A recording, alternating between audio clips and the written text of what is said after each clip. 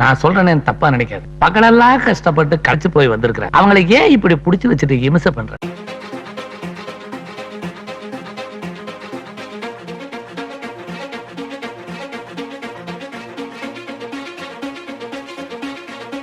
மக்களே, பெருவெடிப்பு போகனை ட்ரோல் பண்ணுறது என்னோட நோக்கம் இல்லை. ஆனால் விக்கிபீடியாவில் இருக்கிறத படிச்சுட்டு அதை மட்டுமே உண்மைன்னு பேசுறது தான் என்னால் ஏற்றுக்கவே முடியலை. போயிரு, அது உனக்கு ரொம்ப நல்லது. முதல்ல நம்ம பார்க்க போறது செவ்வாய் தோசை நேயர்களுக்கானதுதான். செவ்வாய் கிரக ரகசியம்னு ஐயா ஒரு வீடியோ போட்டிருக்காரு. அதில் பெருவெடிப்பு போகன் என்னென்ன கதையெல்லாம் உருட்டி வச்சிருக்காருன்னு நாம பார்ப்போம். மரியாதை கூட்டி போயிரு. வாங்க மக்களே, நான் உங்கள் பேங்கை, தமிழ் பேங்கை.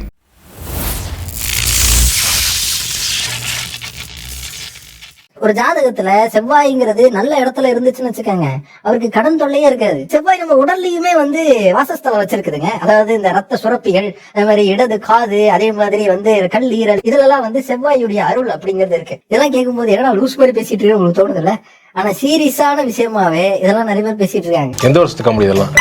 ஜாலியா பேசிட்டே வந்தீங்க. எந்த வருஷத்துக்கு காமெடி?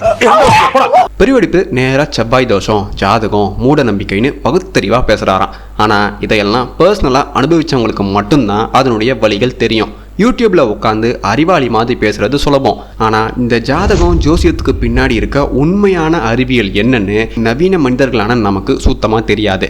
ஏன்னா இதையெல்லாம் அந்த காலத்துல வகுக்கும் போது அண்டத்தில் உள்ள எல்லா கோள்களின் நகர்வுகளையும் மையப்படுத்தி உருவாக்குனது தான் இந்த பஞ்சாங்கம். அதனுடைய அடுத்த வடிவம் தான் ஜாதகம். ஆனா பெருவெடிப்பு போகன் மாதிரியான நிறைய அரைவேக்காடுகள் இந்த ஜோசியத்தை வச்சு பொழப்பு நடத்தி ஏமாத்துறதால ஒட்டுமொத்தமாவே இந்த ஜாதகம் ஜோசியம் எல்லாமே தவறுன்னு சில தற்குறிகள் சொல்லிட்டு சுத்துறாங்க. ஆனா நான் சொன்னது போல பர்சனலா அனுபவிச்சவங்களுக்கு மட்டும்தான் இதனுடைய உண்மைத்தன்மை என்னன்னு தெரியும். இந்த மாதிரி காமெடி எல்லாம் வேற எங்கேயா போய் பண்ணி ஜாதக கட்டத்துல ஒவ்வொரு கட்டத்துல ஒவ்வொரு விதமா இருப்பாங்க. முதல் கட்டத்துல செவ்வாய் இருந்துச்சுன்னா அவன் அம்மா பேச்சை கேட்க மாட்டான். அதே மாதிரி இன்னொரு கட்டத்துல செவ்வாய் இருந்துச்சுன்னா அவன் சொத்தால அழிச்சிருவான். மனிதர்களான நாம 9 கிரகங்கள் இருக்கும் சூரிய குடும்பத்தில் தான் வாழ்றோம். ஒவ்வொரு மனுஷனோட ஜாதகத்திலையும் இதன் விளைவாக தான் எல்லா கிரகங்களின் பெயர்களும் இடம்பெற்றிருக்கும். இதனால தான் இவங்க ஒவ்வொரு ஜாதகத்திலையும் எல்லா கிரகங்களின் பெயர்களையும் எழுதி வச்சிருக்காங்க. இதையெல்லாம் குருடா இருந்தா புரிஞ்சிக்க முடியாது. இதையெல்லாம் புரிஞ்சிக்க குறுகிய புத்தியை தாண்டிய திறந்த மனப்பான்மை கொண்ட புத்தி வேணும். அது பெருவெடிப்புக்கு கிடையாது. மானங்கட்ட பைத்தியக்காரன் நாய் இப்படி இலைய திருப்பி போட்டுச்சு. திருமூலருடைய திருமந்திரத்தை செவ்வாய்க்கிழமை காலையில எந்திரிச்சு பாடினா சரியாயிரும். கந்த சஷ்டி புராணத்தை பாடினா சரியாயிரும். இந்த செவ்வாய் கிரகம் உருவானதுக்கு 2-3 கதைங்கிறது இருக்கு. ஒண்ணு சைவ மதம் சொல்ற கதை, இன்னொன்னு வைணவ மதம் சொல்ற கதை. ரெண்டும் ஒண்ணுக்கு ஒண்ணு சலைச்சது இல்ல. பயங்கரமான ட்விஸ்ட் அண்ட் டர்ன் இருக்கு. பெருவெடிப்புக்கு திருமூலர் பத்தியும் தெரியாது. பூமியில் எந்தெந்த இடமெல்லாம் positive and negative vibration and radiations தரும்னு தெரியாது. ஏன் கோவில்களை முதன்மைப்படுத்தி பண்டைய மக்கள் வாழ்ந்தாங்கன்னு தெரியாது. ஆனா வாய்க்கூந்தலுக்கு மட்டும் குறைச்சலே இருக்காது. அவன் முகத்தை பார்த்தோன்னே நல்லா அப்பன்னு அப்புறம் போற தோணுது. பெருவெடிப்புக்கு அவருடைய பாட்டம் பூட்டம் வரலாறு கேட்டா கண்டிப்பா தெரிஞ்சிருக்க வாய்ப்பே கிடையாது. இதுல சைவம் வைணவம்னு எவனோ எழுதி வச்ச கதையை இவர் உட்காந்து உருட்டிட்டு இதுதான் உண்மையான வரலாறுன்னு நம்ம கிட்டே சுத்துறாரு. ஓ சுத்த தமிழா? பல்ல புடிங்கி வெளியேறிஞ்சிருவேன். ஆக்சுவலி பண்டைய கால மக்கள் எப்பவுமே ஒரு விஷயத்த கதை வடிவில் சொல்லிட்டு போறது தான் அவங்களுக்கு பழக்கமே. அதுல இருக்க உண்மைத்தன்மை என்னன்னு அந்த காலத்துல இருந்தவங்களுக்கு புரிஞ்சுது. இந்த காலத்துல இருக்க மக்கு கூட்டமான நமக்கு அதை புரிஞ்சிக்க முடியாம அதையெல்லாம் புராணம் பொய் புரட்டுன்னு நாம அதை அப்படியே ஒதுக்கி வைக்கிற வேலையை பார்த்துட்டு வரோம். இது மாதிரியான தற்குறிகள் இருக்கிறதால மனுஷங்க போடுறீங்களா? ஏன்டா போடுறீங்க? ஏன்டா போடுறீங்க? மார்ஸ்ல கண்டிப்பா வேற்று கிரக வாசிகள் இருக்காங்க. அதாவது 1901 வருஷம் நிக்கோலா டெஸ்லா தன்னுடைய ஆராய்ச்சி கூடத்துல ரேடியோ சிக்னல்ஸ் வச்சு ஆராய்ச்சி பண்ணிட்டு இருந்தப்போ எப்பெல்லாம் அவர் மார்ஸை நோக்கி ரிசீவரை திருப்புறாரோ அப்பதான் அவருக்கு கிடைச்சிருக்கு. மார்ஸ்ல கண்டிப்பா வேற்று கிரக வாசிகள் இருக்காங்க. அவங்க அனுப்பக்கூடிய ஏதோ சிக்னல் தான் நம்மள டிஸ்டர்ப் பண்ணுது அப்படிங்கிற முடிவுக்கு அவர் வந்தார். 1901 ஆண்டு அவர் ரேடியோ சிக்னல்ஸை ரிசீவ் பண்ணல. 1899 ஆண்டு கொலராடோ ஸ்பிரிங்ஸ் லேப்ல அவர் ஆய்வு பண்ணிட்டு இருக்கும்போது சிக்னல்ஸ் வரதை கவனிச்சாரு. அதுவும் மார்ஸ்ல இருந்து தான் வருதுன்னு அவர் கன்ஃபார்மா சொல்லவே இல்லை. இது நிச்சயம் வீனஸ் ஆர் மார்ஸ் இந்த 2 கிரகத்துல இருந்து தான் வந்திருக்க வாய்ப்புகள் இருக்குன்னு அவர் சொன்னாரு. அதுவும் 1899 ஆண்டிலிருந்து 1900 ஆண்டு வரைக்கும் சுமார் 1 வருடம் இந்த சிக்னலை ஆராய்ச்சி பண்ணி 1901 ஆண்டு தான் பப்ளிக்கா அனௌன்ஸ் பண்ணாரு. அந்த சிக்னல்ஸ் எண்களின் அடிப்படையில் வந்திருக்கு. 1 2 3 4ன்னு இந்த மாதிரி வந்துச்சு. இதனால நம்பர்ஸ் தெரிஞ்சு அதை ப்ராட்காஸ்ட் பண்றாங்கன்னா நிச்சயம் இன்டெலிஜென்ட் பீயிங்ஸால மட்டும்தான் இதை பண்ணிருக்க முடியும்னு நிக்கோலா டெஸ்லா கன்க்ளூஷனுக்கு வந்தாரு. டெஸ்லா சொன்னதை ஏற்றுக்க முடியாத அறிவு கெட்ட மாடர்ன் சயின்டிஸ்ட் அதை அப்படியே ரிஜெக்ட் பண்ணாங்க. வழக்கம் போல டெஸ்லா இதை பார்த்து சிரிச்சிட்டு போயிட்டே இருந்தார் மனுஷன். பின்னாட்களில் டெஸ்லாவுடைய இந்த சிக்னல் அனாமலியை வச்சு தான் செட்டி ப்ரோக்ராமையே லான்ச் பண்ணாங்க. பட் பெருவெடிப்பு போகன் 1901 தான் சிக்னலை ரிசீவ் பண்ணாருன்னு உருட்டி வச்சிருக்காரு. மாச பத்தின மேப்புங்கிறத உருவாக்குறாரு. அந்த மேப்ல கெனால்ஸ் இருக்கு அப்படிங்கறத வந்து அவர் பாக்குறாரு. இவ்வளவு பெரிய பிரம்மாண்டமான கெனால்ஸ்ங்கிறத உருவாக்க முடியுமா அப்படிங்கிற ஸ்டடி எல்லாம் அதுக்கப்புறமா நடந்துச்சு. அவன் போய் சொல்றான் ரெஃப்ரி, அவன் போய் சொல்றான். அது மிகவும் ஆபத்தான மிருகம். அதோடைய விளைவா பூமியிலையும் கெனால்ஸ உருவாக்கலாம் அப்படிங்கிற இன்ஜினியரிங்கிறது உருவாச்சு. அதன் அடிப்படையில உருவாக்கப்பட்டதுதான் சூயஸ் கெனால். இங்க சூயஸ் கெனால்ங்கிறது உருவாகிறதுக்கு மறைமுகமான காரணம் செவ்வாய் கிரகம் தான். இவன் இம்சை தாங்க முடியல. மார்ஸ் மேப்பை முதல் முறையா 1830 1840 வில்ஹம்பேர் அண்ட் யோஹான் வான் மேட்லர் என்ற ஆஸ்ட்ரோனமர்ஸ் தான் உருவாக்குனாங்க. இதுதான் மார்ஸ் கிரகத்துடைய ஃபர்ஸ்ட் ஃபவுண்டேஷன் மேப். இதுக்கடுத்து வந்த ஜோவானிஸ் கேப்ராலி மார்ஸ்ல இருக்க சேனல்ஸை மேப்ல ஆட் பண்ணாரு. இட்டாலியில இதை கேனாலின்னு சொல்லுவாங்க. இவர் இந்த மேப்பை உருவாக்குனது 1877 ஆண்டு. ஆனா சூயஸ் கால்வாய் கட்டுமானம் ஆரம்பிச்சது செப்டம்பர் 1859 ஆண்டு. இது கட்டி முடிக்கப்பட்டது 1869 ஆண்டு. இது திறக்கப்பட்டது நவம்பர் 1869 ஆண்டு. பட் இந்த பெருவெடிப்பு தற்குறி மார்ஸ் கேனால்ஸ்ல மேப்பிங் பண்ணதுக்கு அப்புறம் தான் அதை பயன்படுத்தி சூயஸ் கால்வாயை உருவாக்குனாங்கன்னு உருட்டி வச்சிருக்காரு. ஆர்சன் வெல்லஸ் அப்படிங்கிற ஒரு ரேடியோ ஜாக்கி வந்து ரேடியோல 1938 இந்த வார் ஆஃப் வேர்ல்ட்ஸ வந்து ரொம்ப தத்ரூபமா வந்து வாசிக்கிறார். அவர் வாசிச்சதை ஆக்சுவல் நியூஸ் நம்பி உண்மையிலேயே வந்து மார்ஸ்ல இருந்து இங்க வந்து வேட்டையாட வந்துட்டாங்க, நம்ம இனிமே தப்பிக்க முடியாது அப்படின்னு சொல்லி இருக்கிற பொருளையெல்லாம் நம்ம வந்து கொள்ளையடிப்போம், இப்போ சந்தோஷமா இருப்போம் அப்படின்னு கடையில எல்லாம் புகுந்து கொள்ளையடிக்கிற சம்பவம் எல்லாம் நடந்திருக்கு. இந்த ரேடியோ மேட்டர்ல நாசா அண்ட் CIA உடைய வேலைப்பாடுகள் என்னன்னு கடைசியில சொல்றேன். 1930 நியூஸ் பேப்பர் வர்சஸ் ரேடியோன்னு சண்டை போயிட்டு இருந்தது. ரேடியோ தொழில்நுட்பம் டெவலப் ஆகிறத பத்திரிகை நடத்தும் நபர்கள் விரும்பல. ஆனாலும் ரேடியோவின் பயன்பாடு மக்கள் மத்தியில் அதிகரிச்சுட்டே தான் இருந்துச்சு. ரேடியோல வர ஒரு ப்ரோக்ராம் தான் கதை வாசிக்கிறது. அப்படி ஒரு நாள் வார் ஆஃப் தி வேர்ல்ட்ஸ் கதையை ஆர்சன் வெல்ஸ் வாசிக்கிறதுக்கு முன்னாடியே இது H.G. வெல்ஸ் நாவலில் இருந்து தான் நான் வாசிக்க போறேன், இது உண்மை இல்லைன்னு சொல்லிட்டு தான் டிஸ்க்ளைமர் போட்டுட்டு தான் அவர் வாசிச்சாரு. இந்த நிகழ்ச்சியை ஸ்டார்டிங்ல இருந்து கேட்டவங்க எந்த ரியாக்ஷனும் கொடுக்கல. திடீர்னு ரேடியோ சேனல் மாத்தின சிலர் மட்டும் பெருவெடிப்பு போகன் மாதிரி தலையும் புரியாம வாழும் புரியாம உண்மையாவே இந்த நிகழ்வு நடக்குதுன்னு நினைச்சு பதட்டமாகி போலீஸ் ஸ்டேஷனுக்கு கால் பண்ண ஆரம்பிச்சாங்க தொடர்ச்சியா. ஆனால் இதை மறுநாள் காலையில் நியூஸ் பேப்பர்ஸ் எல்லாம் இதுதான் சாக்குன்னு ரேடியோவால் மக்கள் பாதிப்படைந்து விட்டார்கள், உயிர் போகிவிட்டது, மக்கள் மத்தியில் அமைதியின்மையை உருவாக்கி விட்டதுன்னு அவதார் படத்தில் வர கதையையும் மிஞ்சுற அளவுக்கு இவங்க பிரிண்ட் பண்ணி வெளியிட்டாங்க. இன்னும் தெளிவாக சொல்ல போனால் ரேடியோ தொழில்நுட்பம் அந்த காலத்தில் வளர்ந்து வர தொழில்நுட்பமாக தான் இருந்தது. இதனால் இந்த நிகழ்ச்சியை சொற்ப அளவிலான மக்கள் மட்டுமே கேட்டாங்க. அதுலேயும் பெருவெடிப்பு மாதிரியான அரைவேக்காடுகள் தான் பதட்டமானாங்க. இந்த ரேடியோ நிகழ்ச்சியால் அமெரிக்கா முழுக்க பதட்டம் உண்டாச்சுன்னு யாராவது சொன்னா அது சுத்த பொய். என்ன அப்ப இதெல்லாம் பொய்யா?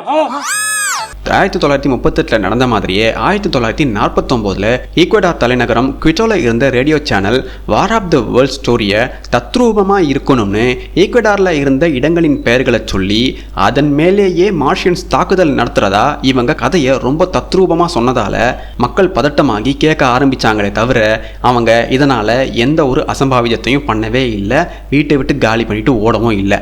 ஆனா இந்த பிராட்காஸ்ட் முடியும் போது இது எங்களோட கற்பனை கதைன்னு சொன்னதும் ஒரு கூட்டமே கடுப்பாகி குவிச்சோ ரேடியோ ஸ்டேஷனையும் எல் கமர்ஷியோ என்ற நியூஸ் பேப்பர் ஆஃபீஸையும் கொளுத்துனாங்க. இதில் தான் 15 பேர்கிட்ட இறந்து போனாங்களே தவிர கதையை கேட்டு யாருமே இறந்து போகல. நிலவுக்கு போய் மனுஷன் போய் தர இறங்கி திரும்பி வந்ததுக்கு அப்புறமா நாசாவும் சோவியத் யூனியனும் தொடர்ந்து இதற்கான முயற்சிகளை தனித்தனியா செஞ்சுக்கிட்டே இருந்தாங்க. அப்படி ஆப்பர்ச்சுனிட்டி ரோவர் தான் முதல்ல மார்ஸ்ல தரையிறக்க விடப்பட்ட ரோவர்.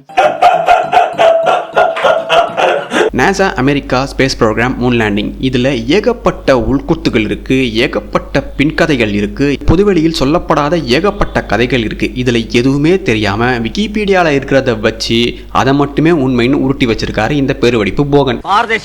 ஒரு சிம்பிள் கூகுள் சர்ச் கூட பண்ணாமல் இவனுங்க விஞ்ஞானி மாதிரி யூடியூப்ல உட்காந்து பேசி நம்ம உயிரெடுக்கிறானுங்க மக்களே. சரி பேசுறதுலையாவது கொஞ்சம் உண்மையை பேசுவாங்கன்னு பார்த்தா அது கூட இல்லை.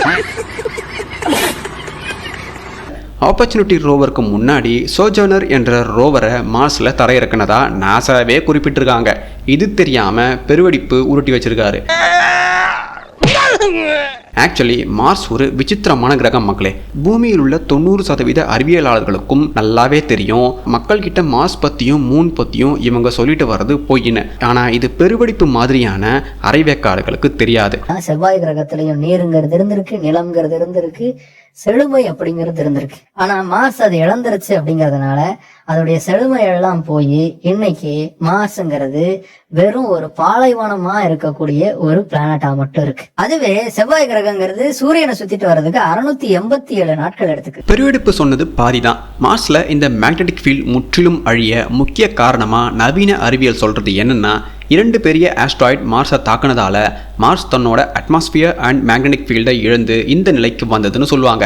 பட் இந்த எக்ஸ்பிளனேஷன் 100% நிரூபிக்கப்படலை. உண்மையில் மார்ஸ் தன்னோட மேக்னெட்டிக் ஃபீல்டை இழக்க காரணம் என்னன்னா, தறிகட்டு திரிந்த வீனஸோடு மார்ஸ் கிரகம் மோதி இப்போது இருக்க நிலையை இந்த மார்ஸ் அடைஞ்சிருக்கு. இதுதான் முக்கிய காரணம். இந்த நிகழ்வு கிமு 8ஆம் நூற்றாண்டிலிருந்து 7ஆம் நூற்றாண்டுக்குள் நடந்திருக்கு. வீனஸும் மார்ஸும் ஆகாயத்தில் நடத்திய இந்த போரில் பூமியோட நிலையும் படு மோசமாகியிருக்கு. இந்த காலத்தில் தான் மார்ஸை ஆக்ரோஷமான கிரகம்னு பாபிலோனியர்கள் ரெக்கார்ட் பண்ணுறாங்க. இதுக்கப்புறம் 5 நூற்றாண்டுகள் கழித்து கிரேக்கர்கள் மார்ஸை போர்க்கடவுள் ஏரிஸோட ஒப்பிட்டு போர் கிரகமாகவே வழிபட ஆரம்பித்தாங்க. இதுதான் மார்ஸுக்கும் ஏரிஸ்க்கும் இருக்க இணைப்பு. மாடர்ன் சயின்ஸ் இந்த விஷயத்தை ஏன் சொல்லாமல் இருக்காங்கன்னா, கிராவிட்டியால் தான் அண்டைமே இயங்குதுன்னு நம்ம மண்டையில் ஏற்றி வச்சுருக்காங்க. நம்ம படிக்கிற எல்லா விஷயத்துலையுமே இதுதான் உண்மைன்னு அவங்க ஏற்றி வச்சுருக்காங்க. இதனால் புவியீர்ப்பு விசையை மீறி மார்ஸும் வீனஸும் வெறியாட்டம் ஆடுச்சுன்னு ஒத்துக்கிட்டா ஐன்ஸ்டைனுடைய ரிலேட்டிவிட்டி தியரி என்ற கிராவிட்டியால் உருவாக்கப்பட்ட அறிவியல் மணற்கோட்டை காத்தோட கரைஞ்சிடுன்ற பயத்திலேயே இந்த விஷயத்தை அவங்க சொல்லவே மாட்டாங்க, ஏற்றுக்கவும் மாட்டாங்க. Modern science and modern scientist பல விஷயத்தை ஏற்றுக்க மாட்டாங்க. அதில் இப்போ சொல்ல போகிற விஷயமும் ஒன்று. அது என்னென்னா, இந்த சோலார் சிஸ்டம் எப்படி உருவாச்சு, எப்போ உருவாச்சுன்னு நம்மால் 100% உறுதியாக கண்டுபிடிக்கவே முடியாது, சொல்லவும் முடியாது. இந்த விஷயத்தை இவங்க ஏற்றுக்கவே மாட்டாங்க. ஆதாரங்களை வச்சு கால்குலேட் பண்ணி தான் நாங்கள் இந்த கிரகங்கள்லாம் இப்படி உருவாச்சுன்னு சொன்னதா இவங்க சொல்லுவாங்க. பட் பூமியை விட நிலவில் இருக்கும் பாறைகளின் வயது அதிகமாக இருக்கே, அது எப்படின்னு கேள்வி கேட்டால் அதற்கான பதிலை யாருமே சொல்லவே இல்லை. ஏன் சூரியனுக்கு பக்கத்தில் இருக்க மெர்க்குரி கிரகத்தை விட மெர்க்குரிக்கு அடுத்து இருக்கும் வீனஸ் கிரகத்துடைய வெப்ப அளவு அதிகமாக இருக்குன்னு கேட்டால் அதுக்கும் யாராலையும் பதில் சொல்ல முடியல. அதை சமாளிக்க கிரீன் ஹவுஸ் எஃபெக்ட்னு உருட்டி வச்சிருக்காங்க. ஆனால் விக்கிபீடியாலையும் அகடமிக் சிலபஸ்லையும் படிச்சுட்டு அதுதான் 100% உண்மைன்னு நம்புற அளவுக்கு மனித குலத்தை முட்டாளாகவே ஆக்கி வச்சிருக்காங்க இந்த நவீன அறிவியலாளர்கள். பெருவெடிப்பு இந்த வீடியோவில் சொன்னதெல்லாமே 8th படிக்கிற ஸ்கூல் சில்ட்ரனே சொல்லுவாங்க. ஆனால் இதை ஒரு 10 ஆண்டு கால ஆய்வு பண்ணி இவரோட வாழ்க்கையவே அர்ப்பணிச்ச மாதிரி உருட்டி வச்சிருக்காரு. அதுலயும் பாதி தப்பு. இன்னைக்கு பூமிங்கிறது அழிஞ்சுக்கிட்டு இருக்கு. நம்ம அதை பயங்கரமா எக்ஸ்ப்ளாய்ட் பண்ணிட்டு இருக்கோம், உறிஞ்சு எடுத்துக்கிட்டு இருக்கோம். இப்படி ஓவரா அதை டார்ச்சர் பண்ணோம்னா அதோடைய வருங்காலம் எப்படி இருக்கும் அப்படிங்கிறதுக்கு இன்னைக்கும் நம்ம கண்ணு முன்னாடி இருக்கக்கூடிய சாட்சியா செவ்வாய் கிரகம் அப்படிங்கிறது இருக்கு. நாம கொஞ்சம் ஆடுறத நிறுத்தல அப்படின்னா செவ்வாய் கிரகம் மாதிரிதான் இதுவும் மாறிடும். மார்ஸ் ஏன் இப்படி இருக்கு, அந்த கிரகத்தோட வரலாறு என்ன, அந்த கிரகத்தை பத்தி நாசா என்னென்னலாம் ஆய்வு பண்ணாங்க, அதுல நாசா பண்ண தைடு தத்துவம்லாம் என்னன்னு எதுவுமே தெரியாம நமக்கு பூமியை பாதுகாக்கணும்னு இவர் பாடம் எடுக்கிறாராம். அதெல்லாம் சிரிச்சுக்கணும். மார்ஸ்ல முகங்கள் அப்படிங்கறது தெரியும். அந்த உயிர்கள் இறந்து போன முகம்தான் இது அப்படின்னு கிளப்பி விட்டாங்க. இந்த புயல் அடிக்குது பாத்தீங்களா, அந்த புயல் அடிக்கக்கூடிய காலகட்டங்கள்ல அங்க இருக்கக்கூடிய நில அமைப்பு மாற்றங்கள்னாலதான் இந்த மாதிரியான முகங்கள் அப்படிங்கிறது நமக்கு தெரியுது. தம்பி காமெடி வேண்டாம், நான் சொல்லிட்டேன், நானு காமெடி பண்ணாத. மார்ஸ் சம்பந்தமாக 2 வீடியோ போட்டிருப்பேன் மக்களே. அதில் இந்த ஃபேஸ் பற்றி தெளிவாக சொல்லியிருப்பேன். எந்த ப்ரோப் எந்த வருஷம் இதை கேப்சர் பண்ணிச்சு, இதை நாசா எப்படி எல்லாம் மறைச்சதுன்னு அதில் தெளிவாக இருக்கும். இனியும் மார்ஸ் சம்மந்தமாக நாம் பார்க்க வேண்டிய நிறைய விஷயங்கள் இருக்குது. அதை நாம் அடுத்தடுத்து பார்க்கலாம். அதாவது புயல் அடிக்கும் போது ஸ்ட்ரக்சர் உருவாகுதான். பைத்தியக்கார பைலட் இந்த நாடு மக்களும் மாட்டிட்டு படுற பாடு. நாசாவில் வேலை செஞ்சவங்களே இது சம்மந்தமாக கேள்வி கேட்டப்ப வாயை மூடிட்டு போனாங்க. ஆனால் நம்ம தமிழ்நாட்டில் இருக்க யூடியூப் விஞ்ஞானிகள் மட்டும் அறிவியலில் இருக்க எல்லா கிளைகளிலையும் படித்து மூளை வெடிச்சு திரிகிற மாதிரி எந்த கேள்வியை கேட்டாலும் இவங்க பதில் சொல்லுவாங்க. இந்த பிரமிட்ல எது டீப் பிரமிட் எது எம் பிரமிட்னு கேட்டாலே இந்த பெருவெடிப்புக்கு தெரியாது. ஆனால் தர்மதுரையை விட எல்லாம் தெரிஞ்ச மேதாவி மாதிரி உட்காந்து உருட்டிட்டு இருக்காரு. இதுதான் மக்களை ஏற்றுக்க முடியல, கேட்க முடியல. அனுநாக்கி பத்தி கொஞ்சம் சுவாரஸ்யமா வேற ஒரு ஆங்கிள் எல்லாம் தெரிஞ்சுக்கணும் அப்படின்னு நினைச்சீங்கன்னா அனுநக்கி சீரீஸ்னு ஒரு சீரீஸ் ஒன்று போட்டிருந்தோம், நீங்க அங்க போய் பாருங்க. அது ஒண்ணு இல்ல, கீழே போட்டு பெருவெடிப்பு போட்ட அனுநாக்கி வீடியோஸ் எல்லாம் பார்க்குற அளவுக்கு பொறுமை இருந்திருந்தா எப்போவோ அதை டீபங்க் பண்ணி கூவத்தில் போட்டிருப்பேன். ஆனால் அந்த அளவுக்கு பொறுமை இல்லாததால அந்த நகைச்சுவை காணொலியை நான் தொடலை. அதே மாதிரி ஜோசியத்தையும் பெருசா நம்பாது. யாரு உங்களை பார்த்து செவ்வாய் தோஷம் இருக்குன்னு சொன்னாங்களோ அவங்க பக்கம் திரும்பி புச்சிக்கின்னு துப்பிட்டீங்கன்னா உங்களுக்கு செவ்வாய் தோஷம் போயிடும். அவ்வளவுதான். ஓகே, கழுது மேய்க்கிற பையனுக்கு இப்படி ஒரு அறிவான்னு உன் மேல எல்லாருக்கும் பொறாமடா. அடுத்தவனை நீ இதை நம்பாத அது நம்பாதன்னு யாருமே சொல்லக்கூடாது. உன்னோட தனிப்பட்ட வாழ்க்கையில் நீ ஜோசியத்தை நம்பலன்னு சொல்லு பெருவெடிப்பு. அதை ஏன் மற்றவங்க பண்ணணும்னு நீ திணிக்கிற? அவனவனோட அறிவுக்கும் வாழ்க்கைக்கும் எது சரியோ அதை அவன் பண்ணுவான். நாட்டாம மாதிரி மூக்க நுழைக்காம மூடிட்டு இருக்கும்படி தாழ்மையுடன் கேட்டுக்கொள்கிறேன். உட்கார்ந்துட்டு திமிரா உட்கார்ந்துட்டு பேசிட்டு கூடாது. ஆளுக்கு பெரிய நீங்க தான் பெரிய அறிஞர்கள் பிறக்கும் போதே 6-7 மூளை வச்சு உங்களுக்கு படைச்ச மாதிரி. இனி நாம பார்க்க போறது மார்ஸ் பார்ட் 3.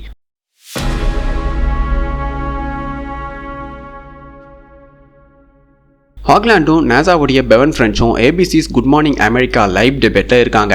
ஹாக்லாண்ட் பெவனை புரட்டி போட்டு பந்தாடிட்டு இருக்காரு. நாசாவின் சார்பா பெவனால ஒரு கவுண்டர் ஆர்கியூமெண்ட்டையும் வைக்க முடியல. சரியா 11 மணிக்கு ஸ்டூடியோவுக்கு கால் வருது நாசாவில இருந்து. மாஸ் அப்சர்வர்ல பிரச்சனை, மாஸ் அப்சர்வர் கான்டாக்ட் விட்டு போச்சுன்னு சொல்றாங்க. இதுக்கு காரணம் என்னன்னா சைடோனியா ஃபேஸ் ஸ்ட்ரக்சர் அண்ட் பிரமிட்ஸ் பற்றி மாஸ் அப்சர்வர் எதையாவது கேப்சர் பண்ணிடுமோன்னு பயந்து நாசா பிளான் பியை செயல்படுத்தினாங்க. அதுதான் அப்சர்வர் கனெக்ஷன் விட்டு போச்சுன்னு சொல்ல காரணம். இதன் மூலமாக நாசாவே அவங்க தலையில் குண்டை தூக்கி போட்டுக்கிட்ட மாதிரி ஆகிடுச்சு.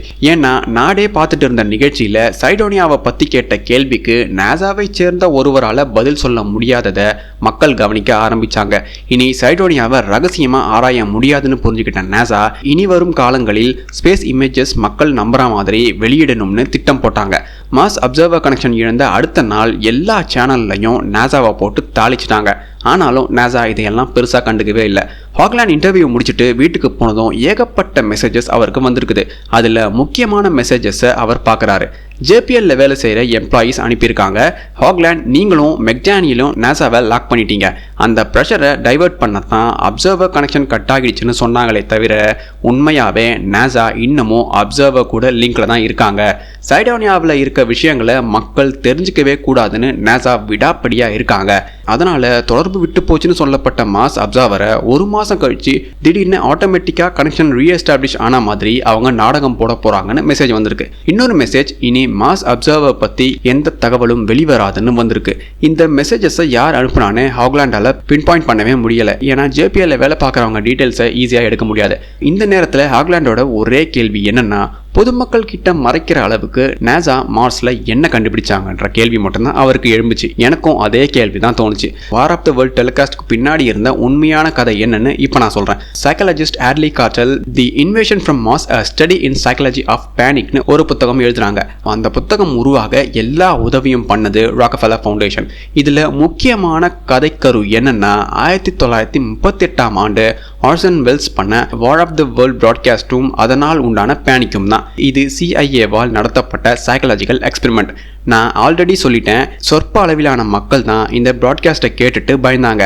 அடுத்த நாள் நியூஸ் பேப்பர் பயங்கரமாக கதவிட்டாங்க CIA உடைய அழுத்தத்தால்.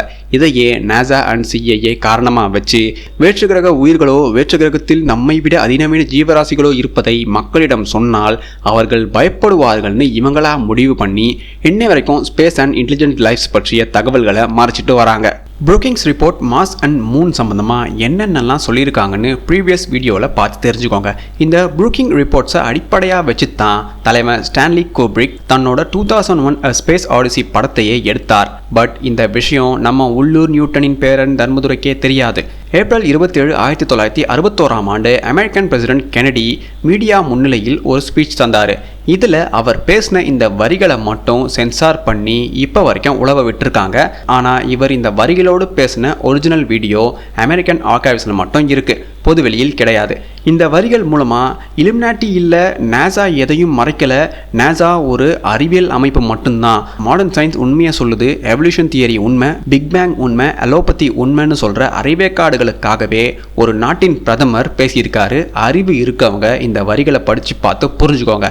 கெனடி சாகிறதுக்கு முக்கிய காரணமாக கருதப்படுறது 2 விஷயம். ஒன்று அமெரிக்காவின் டாலரையும் பொருளாதாரத்தையும் அடியோட மாற்ற நினைச்சது. இன்னொன்று சோவியத் அண்ட் USA 2 நாடும் சேர்ந்து விண்வெளி ஆராய்ச்சிகளை வெளிப்படைத்தன்மையோடு செய்யணும்னு அவர் பப்ளிக்காக மேடையில் பேசினது. இந்த ப்ரெஸ் கான்ஃபரன்ஸ்க்கு முன்னாடி, அதாவது ஏப்ரல் 12, 1961ஆம் ஆண்டு ரஷ்யாவின் யூரி காகாரின் என்ற விண்வெளி வீரர் முதல் முறையா ஸ்பேஸ் கிராஃப்ட்ல ஸ்பேஸ்க்கு போனாரு. இதனால கென்னடி ரஷ்யா மாதிரியே நாமளும் சாதிக்கணும், இதுக்கு தடையா இருக்க ரகசியங்களை வெளிக்கொண்டு வரணும்னு நினைச்சாரு. மே 25, 1961ஆம் ஆண்டு நிலாவில் மனிதனை இறக்கி மீண்டும் அவனை உயிரோடு பூமிக்கு திரும்ப வர வைப்பதே நம்முடைய நோக்கமாக இருக்க வேண்டும்னு பேசினாரு. அடுத்த வருஷமே 1962 கியூபன் மிசைல் கிரைசிஸை செக்வேரா அண்ட் காஸ்ட்ரோ என்ற 2 பைத்தியக்காரனுங்களை வச்சு அணு ஆயுத போரை உருவாக்க நினைச்சு சோவியத்தையும் அமெரிக்காவையும் ஒன்று சேர விடாமல் தடுத்தாங்க. யாருன்னு நீங்களே முடிவு பண்ணிக்கோங்க. ஆனாலும் கென்னடி விடாப்பிடியா 2 நாடும் இணையணும், பொதுமக்களுக்கு ஸ்பேஸ் பற்றிய உண்மைகள் தெரியணும்னு 1963ஆம் ஆண்டு செப்டம்பர் 20ஆம் தேதி யுனைடெட் நேஷன்ஸ் ஜெனரல் அசம்பிளியில் பப்ளிக்காக அழைப்பு விடுத்தார் ரஷ்யாவுக்கு. சோவியத்தை இவருடைய திட்டத்தை ஏற்றுக்க நினைச்சாலும் அமெரிக்காவின் நாசா தலைமைகளும் காங்கிரஸின் அரசியல்வாதிகளும் இதை நடக்க விடாமல் பார்த்துக்கிட்டாங்க. செப்டம்பர் 20ஆம் தேதி யூஎன்ல பேசுகிறாரு. நவம்பர் 22ஆம் தேதி அவர் கொல்லப்படுறாரு. மக்களுக்காகத்தான் அரசாங்கம் செயல்படணும், மக்களுக்கு ஒளிவு மறைவின்றி எல்லாவற்றையும் தெரியப்படுத்தணும்னு நினச்ச கடைசி நல்ல மனுஷனை, கடைசி நல்ல பிரதமரை இந்த உலகம் இழந்துருச்சு. மார்ஸ் அப்சர்வருடைய தகவல்கள் இருட்டடிக்கப்பட்டதால மார்ஸ் பற்றி அடுத்த 10 வருஷம் யாரும் பேசவே இல்லை. இந்த நேரத்தில் ஹாக்லேண்ட் தன்னோட கவனத்தை நிலவின் பக்கம் திருப்பினார். அடுத்த வீடியோவில் அவர் என்னவெல்லாம் கண்டுபிடிச்சாருன்னு நாம பார்க்கலாம். Until then, stick with me on my social media handles. Arigato மக்களே. That's all, folks.